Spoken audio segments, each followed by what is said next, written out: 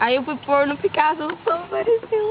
Às vezes ela tá no microfone, não tinha saído. Não, é porque na minha antiga câmera era muito estranho o microfone, sabe? Quando a gente ia gravar não saía o negócio, o som. E quando eu ia pôr no Media Player também não saía o som, só a imagem. Daí eu fui no Picasso, porque no Picasso tem um negócio de vídeo, pra pôr direto no YouTube. Daí o som aparece. O som apareceu. Oi! Tá gravando? Não sei. Como para isso aqui? Aperta no negocinho aqui, né? Devagar.